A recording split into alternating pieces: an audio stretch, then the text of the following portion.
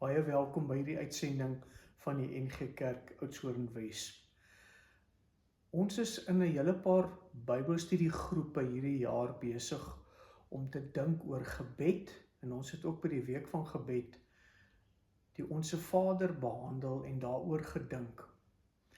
Die Onse Vader is 'n reaksie op Jesus se disippels in die Lukas weergawe wat vir hom vra, leer ons bid. En as hy dan dit vir hulle sê, dan sê hy, so moet julle bid. So, die Onse Vader wys 'n voorbeeld van hoe die Here Jesus ons leer om te bid. Ek vra die vraag, ek dink dit help ons om 'n bietjie daaroor ook te dink, hoe moet ons dan nie bid nie? Hoe moet 'n gebed nie wees nie?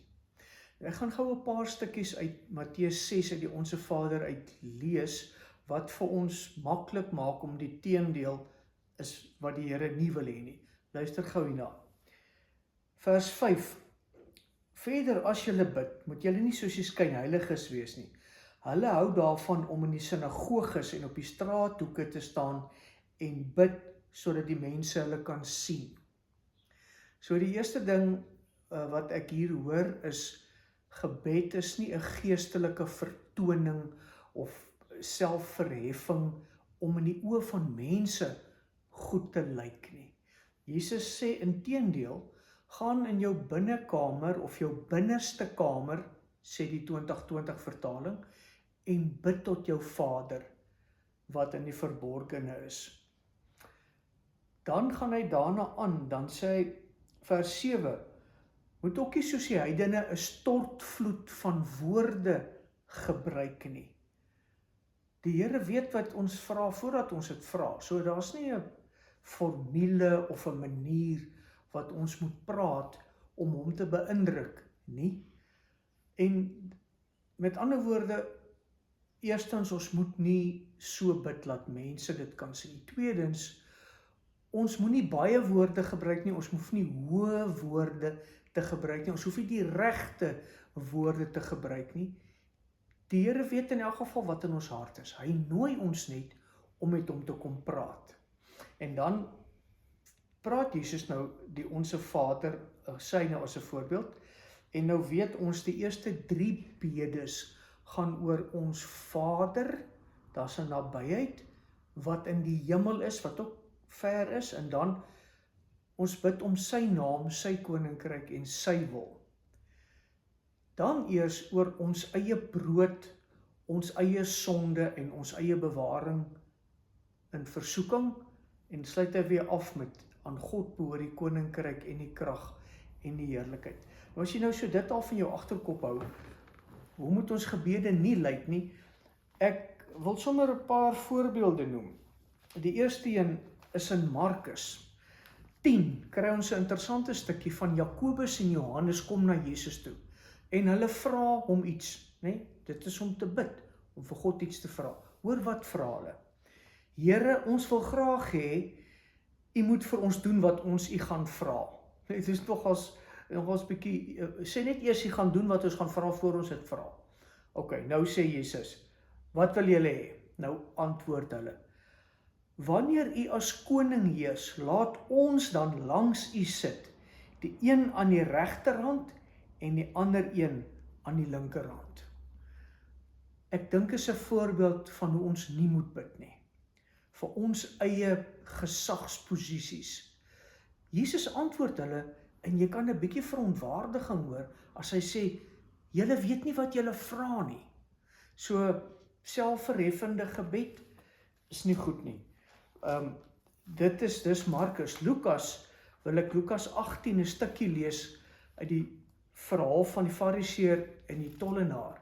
Luister 'n bietjie hoe by die Fariseer. Onthou nou, wat het Jesus gesê in die Onse Vader, voor hy die Onse Vader gegee het.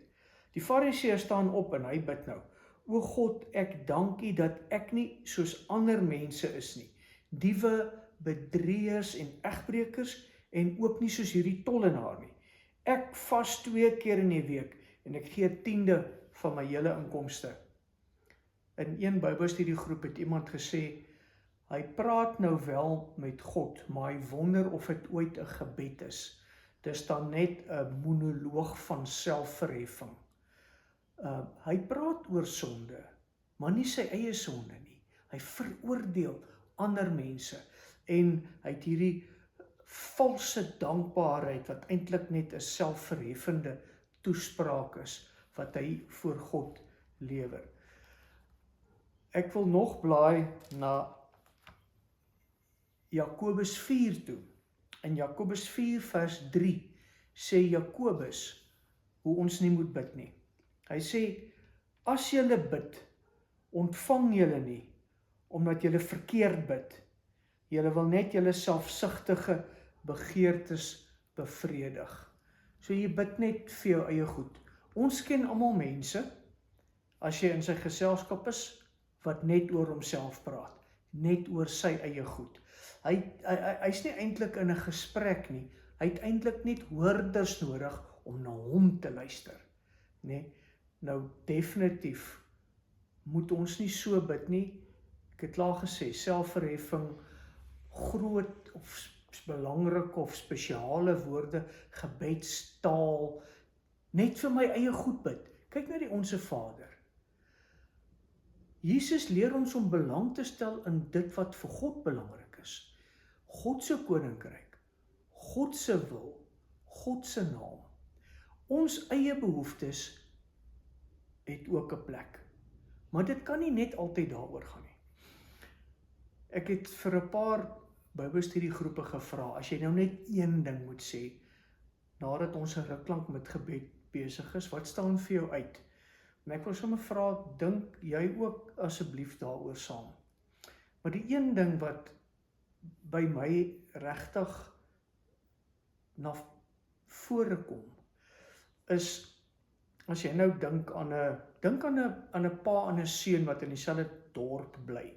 En die seun is nou so in sy 30's en die pa is nou so miskien in sy 60's. Nee, daar's 'n hele klomp kommunikasie, WhatsApp en telefoonoproepe, wat die seun die pa bel.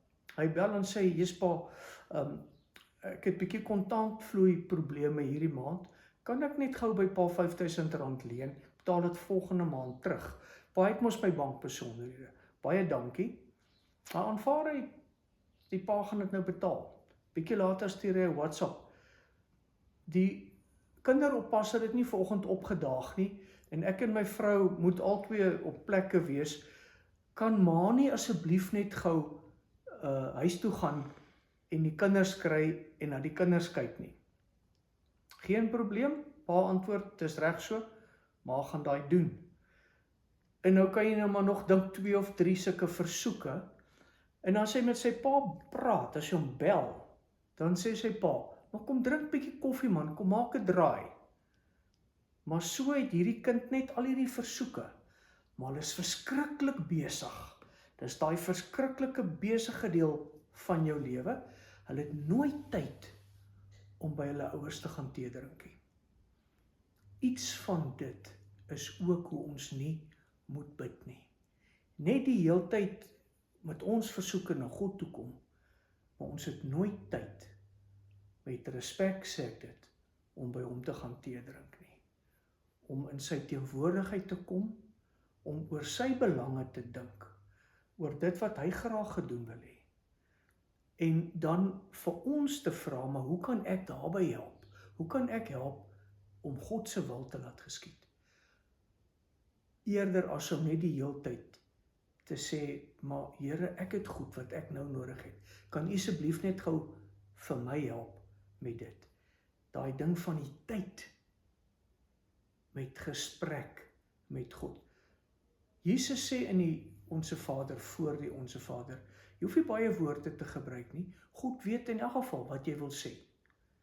Maar die Here God nooi ons in sy teenwoordigheid in. Gebed is om in sy teenwoordigheid te kom.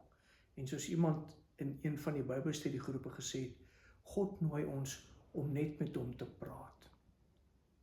Dink 'n bietjie oor jou gebede. Die tyd en prioriteit wat jy daaraan bestee om in God se teenwoordigheid te kom. Kom ons bid. Here, ons bely ons beperktheid en ook selfgesentreerdheid voor U. U weet hoe baie keer roep ons na U met ons nood, maar ons bid, help ons deur U Heilige Gees, dat ons regtig tyd kan hê om in U teenwoordigheid te kom en met U te praat. Amen. Ontvang die seën van ons Here, gaan in sy vrede. Die genade van ons Here, Jesus Christus, die liefde van God ons Vader en die gemeenskap van die Heilige Gees sal by ons wees en bly. Amen.